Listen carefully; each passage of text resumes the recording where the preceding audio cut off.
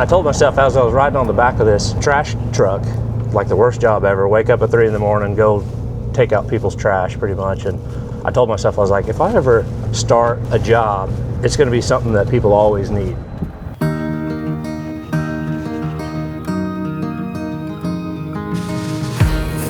Yeah, we're just starting these calves, so they'll be in here till August on feed.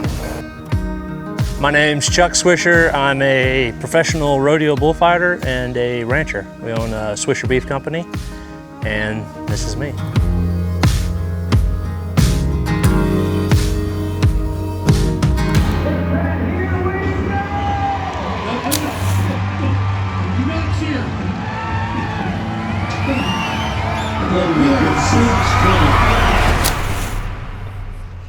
You're hanging on, and then when you hit the ground, it's like, oh, I hope I can get out of this safely. Whenever I'm on the ground, I can control the animal. I can somewhat control the situation. My job is to somewhat be able to tell the future of what's going to happen in the ride, you know? So I'm trying to read the whole situation before it ever happens and be there. And people always think that like it's just like you just gotta react so fast, but you can't think about it. It's something that you literally just have to be there. You have to like be in the spot at the right time and hope it all goes smooth. Because it looks like chaos. I mean, you got everybody running around, you got the guy on the ground, you got a pissed off bull. Yeah. But is it chaos when you're on for you when you're right there in it? No, it's controlled chaos is what it is. Now, like back in the day, whenever I first started, it was very much like the adrenaline's so high and you kind of black out and you can't control anything. But now it's like just rolling my chair up to the office desk, going to work, you know, and everything's such slow motion now that I can catch myself like taking breaths or like remind myself to breathe in situations, you know, and it's chaotic. And now it's just natural, and it's literally just an office job to me now. However, it's a little bit different of an office, a little more dangerous than a desk. But it's slightly, I have an office job, and I think yours is more dangerous. Yeah. Do you think so? Some days I wake up at a rodeo and I'm like, oh man, this is the coolest, greatest job ever. And then the next day it's like, I wish I would have got a job flipping burgers at the burger shop uptown or something. You know, this is the dumbest job in the world. But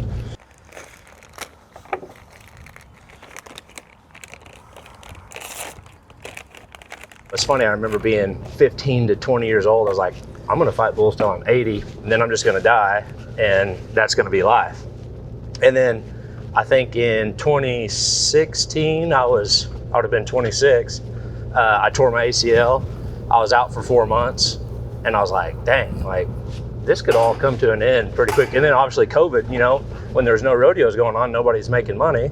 But thankfully I was smart enough to have that plan B, which is Swisher Beef.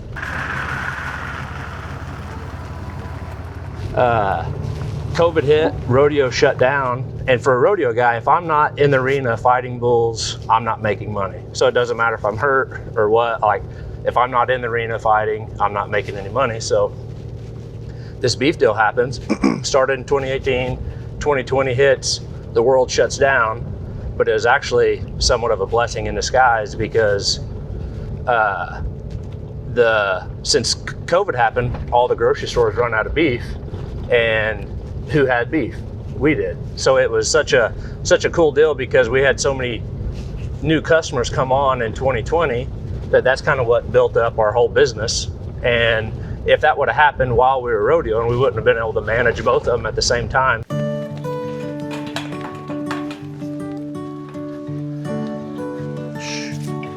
So that was my goal in 2018, is to have a plan B to be able to take over rodeo.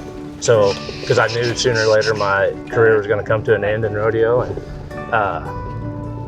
yeah, here we are. This is the last year of rodeoing, and Swisher Beef actually in 2020 obviously surpassed the bullfighting income. So that was the entire goal the whole time, is for Swisher Beef to get built up enough to take over rodeo, so I didn't have to rodeo if I didn't want to.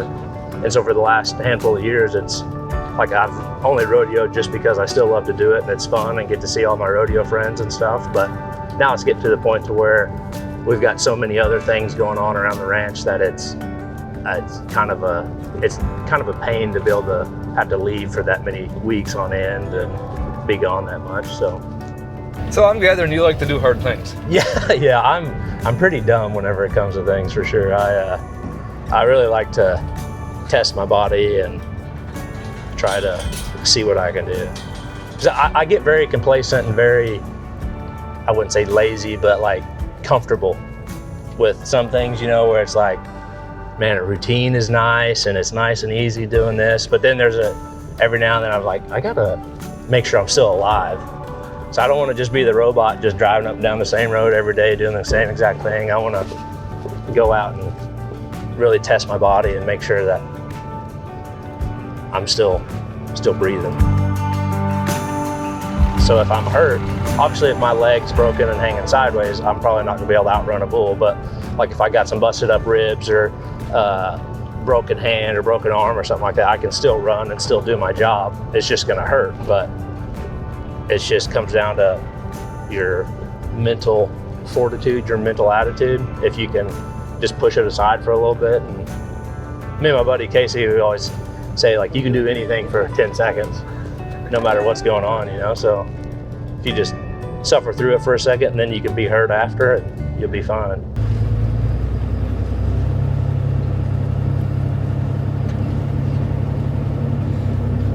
I can't think of a much better spot to hang out. Oh, dude. Yeah. Cow somewhere. Yeah. So you're going from skinny calves to beef in the freezer by yourself. Yeah. Yeah, we've got a lot of good friends that help out, like if there's a bunch of stuff to do or whatever, you know, or if we're gone. Yep. But for the most part, it's me and Carolyn. Carolyn, she doesn't hate me rodeoing, but she knows whenever I leave for rodeo, this is her job. So, okay. And then she's also a full-time realtor on top of that. So she's like, I've got to do my job and your job. Yep. While you're out gallivanting around. And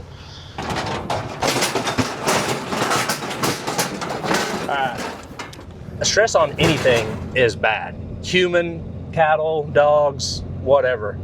The more stress you have, the worse your health is going to be. So our goal is to make it as simple and as easy and as quiet, calm as possible on everything, so we're not running around yelling and hooping and hollering and cussing and throwing stuff. And obviously we're not abusing our animals, because this is how we make a living. It's like going to your office and as you're writing a report, you catch the top part on fire and you're trying to finish the report before it all burns up. You know, it doesn't make sense. So I really like that analogy. Yeah, a lot of people are like, oh, you guys are just out abusing these animals. Like, no, this is how we make a living. Why would we go and abuse something that pays our bills? Yeah, are you familiar with the Navy SEAL Jocko Willink? Yeah. Okay. Because from what a lot of what you've been talking about since we started is I'm picking up a lot of what he's putting down. That's awesome, yeah. Being hard on yourself physically in order to be stronger. Yeah. But no, that's one thing that he talks about a lot. It's hard. Oh, yeah. You can read the books and be like, this is a good idea, but then actually doing it, that's a different story. Yep, exactly. But he says, as soon as you start yelling, you've lost control. Yeah.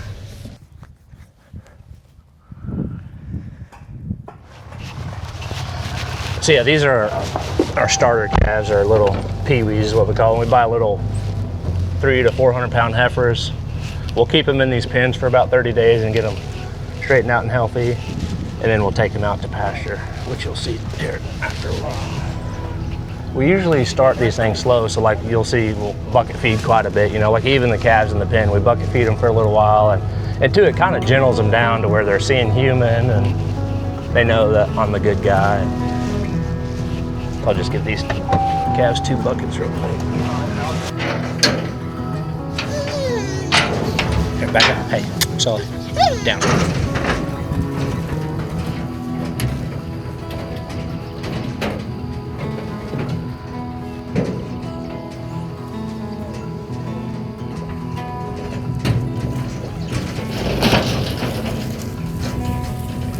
Easy as that. Our old goal was to get calves in, get them to 700-800 pounds and sell them. Now it's like, with the market being so good, we can get calves in and sell them at 500 to 600 pounds and make that money multiple times throughout the year, more turnover. My goal is to always have a set of calves in the pen.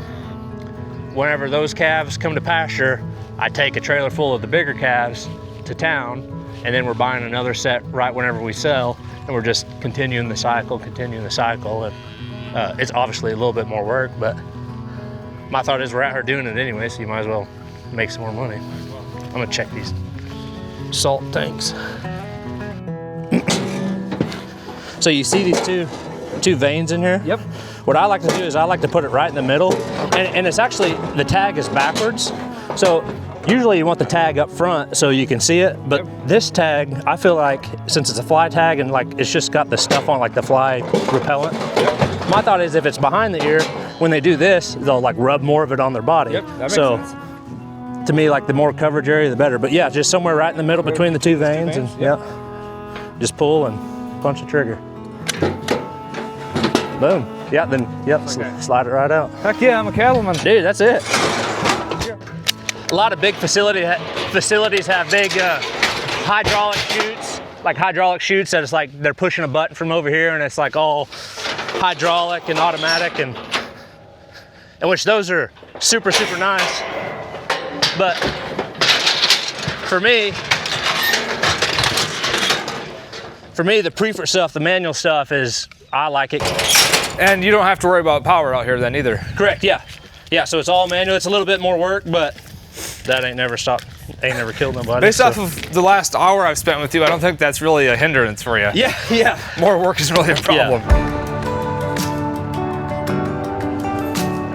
My deal is there's no need for me to invent the wheel.